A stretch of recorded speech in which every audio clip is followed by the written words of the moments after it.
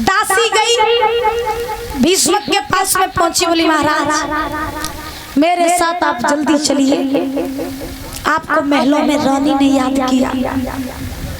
भीष्म ने बात सुनी, घोड़ा पर सवार हुए और घोड़ा पर सवार होकर के महाराज महलों में आए।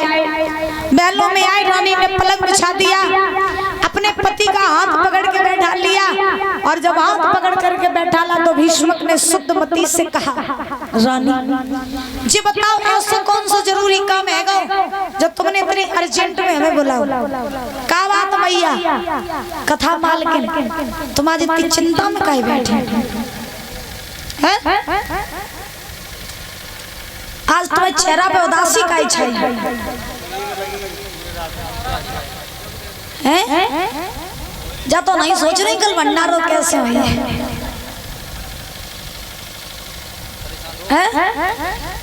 चिंता तो नहीं कर रही मठा क्या ना पक्की बात तो ठीक, तुम चिंता न करियो, तो भंडारो भंडारो सब करवाए के चाहिए, सब खवाए पिवाएगी। बोली वृंदावन बिहारी लाल की। आज ध्यान रखना दादा कि शुद्धमती से जब भीष्म ने कहा जी बताओ तुमने हमें इतनी जल्दी में क्यों बुलाया, तो शुद्धमती कहने लगी देखो महाराज सब दिन तुम तो अपने काम से बाहर रात हो और तुमने ये भी देखा है कि हमारे घर में हमारी जो बेटी है रुक्मिणी वो विवाह के योग हो गई है।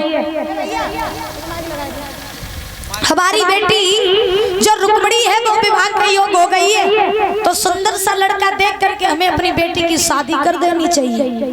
भीष्म कहने लगे हे शुद्धमती हमारी बेटी इतनी भी बड़ी हो गई कि इसका विवाह करना है? शुद्धमती ने जवाब दिया हाँ हमें अपनी बेटी का विवाह करना है। तो देखिए कहा जाता है कि माँ बाप के सामने बच्चे कब बड़े हो जाएंगे माँ बाप को पता नहीं चल पाता है, और कहा तो यहाँ तक जाता है कि बच्चे कितने भी बड़े हो जाए माँ बाप के लिए तो हमेशा बच्चे ही रहते हैं, है ना। तो आज भीष्म ने कहा कि अगर ऐसी बात है कि बिटिया को ब्याह करना है तो चिंता न करो, हम जाए रहे और जाएंगे अपनी ललिका जी अच्छे से अच्छा लड़का देख के बिटिया की शादी कर देंगे। उसी समय भीष्म लौट करके आए, सभा लगाई और सभा लगा करके सभी लोगों को इकट्ठा किया। इकट्ठा करने के बाद में भीष्म ने सभा के लोगों से कहा भैया तुम्हें पता कि तुम्हें हमने सबे काय को बुलाओ? तो सभा के लोग बोले महाराज हमें नहीं पता काय बुलाओ। तो भीष्म कहने लगे तुम सबको हमने जा से बुलाओ कि मेरे घर में मेरी जो बिटिया है रुक्मिणी वो विवाह के योग्य है और मुझे उसकी शादी करनी है, जिसके लिए मुझे सुंदर से लड़के की तलाश है। तुम्हारी नजरों में कोई अच्छा लड़का हो तो हमें बता दो, तुम्हारी नजरों में अगर कोई अच्छा लड़का हो तो हमें बता दो।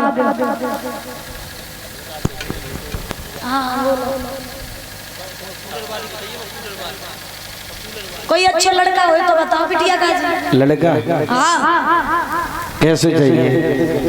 कैसे चाहिए? धनवान होवे, बलवान होवे, सुंदर होवे। धनवान भी है, बलवान भी है और सुंदर भी है। कौन? वो बेटा कूलर की टिका। आजा जी कूलर वालों। हाँ कैमरा चला।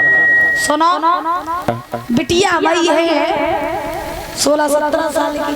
17 की तो लड़का कम से कम 20 साल को तो हो गए। 20 साल को? हाँ इतने बड़े 5 कर ले कोई दिक्कत? अरे भैया कहीं 5 को का हुई? 4 साल के 5 कर ले का है 5 को? एक पैर दबाओ करिए, एक झाड़ू लगाओ करिए, एक बर्तन मांजो करिए, एक खाना बनाओ करिए और एक कपड़ा धोले के बिटिया को प्रेस करके पहनाओ करिए। अच्छा नहीं 5 की जरूरत नहीं है, हमें एक की जरूरत है। एक की जरूरत है। हाँ। और 2 कर ले तो ना एक तो फिर जरासंध कैसे रहे? नहीं जरासंध के साथ नहीं करेंगे। और कोई बताओ? और कोई? बाबा कैसे रहे? और बताओ भाई खाई पी के खराब है और बताओ अबे उनके दूध क्यों दांत नहीं जमे? अरे हाँ तो फिर अच्छा उनके दांत आते सो गिरी तो और कोई बताए और कोई बताओ धर्मराज कैसे रहेंगे? धर्मराज के भी साथ में नहीं करेंगे, कोई और अच्छा हो बताओ ना। और कोई हाँ। तो भी एक ही लड़का और रह गया। कौन? अगर तुम्हारी समझ में आया तो बता देना, नहीं तो कोई फिर बात नहीं। कौन सा? द्वारकाधीश भगवान श्याम। क्या बात है, तुमने एकदम बढ़िया बात कही। हम हमेशा बड़ी का तुम मानते कहाँ हो? हाँ तो आज परीक्षित महाराज एक व्यक्ति ने कहा कि महाराज क्यों ना रुक्मिणी का विवाह द्वारकाधीश श्री कृष्ण के साथ में कर दिया जाए तो कैसा रहेगा। अब भीष्मक जब बात पहले तो ही जानते थे कि बिटिया को ब्याह कन्हैया के संग में हुई है। काहे नारद जी 55 में ही महाराज चले गए थे कह के रुक्मिणी को ब्याह कन्हैया के ही संग में होवे। तो अब जब ये बात कही कि कन्हैया का विवाह वो रुक्मिणी का विवाह कन्हैया के साथ होगा तो महाराज भीष्मक बड़े प्रसन्न हुए। तब तक उसी सभा में भीष्मक का लड़का बैठा रहे जिसका नाम था रुकुम। रुकुम खड़ा हुआ, रुकुम ने जवाब दिया है पिताजी हमें ऐसा लगा था बुढ़ापे में तुम्हारी बुद्धि खराब हो गई है? तो भीष्मक कहने लगे कैसी तुमने लला जब बात कही?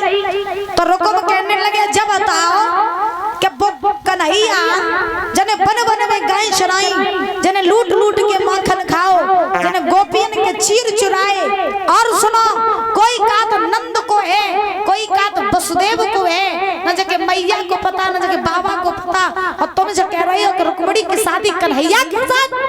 बाबा मेरी बहन कुंवारी बैठी रही घर में लेकिन कन्हैया के साथ में विवाह नहीं करेंगे।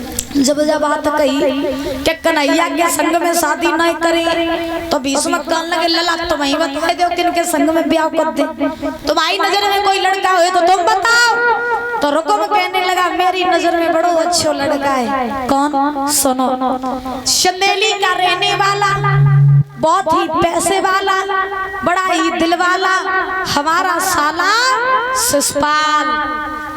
अपनी बहन की शादी हम अपने साले शिशुपाल के साथ में करेंगे। भीष्मक कहने लगे लला हमारे ऊपर तो बुढ़ापा हो, चलो मान लियो कि बुढ़ापे में हमारी बुद्धि खराब हुई, लेकिन मुझे लगा कि तेरी बुद्धि जवानी में खराब हो रही है। बोले क्यों? तो भीष्मक ने जवाब दिया जब बता कि शिशुपाल ने तो दी अपनी बहन और तू अपनी बहन शिशुपाल को दे दिया, जो रिश्ता कैसे हो पाई है? तो महाराज शिशुपाल कहने लगा जब रुकुम कहने लगा जब कौन सी बड़ी बात है, एक टाइम शिशुपाल हमसे जीजा कहिए और एक टाइम हम बातें जीजा कहती है, सब बराबर है, लेकिन शादी करेंगे तो महाराज शिशुपाल के ही साथ में। जो ये बात कही तो भीष्मक ने जवाब दिया तुम्हें नहीं पता है बेटा, मेरी बात सुनो, सुनो ना।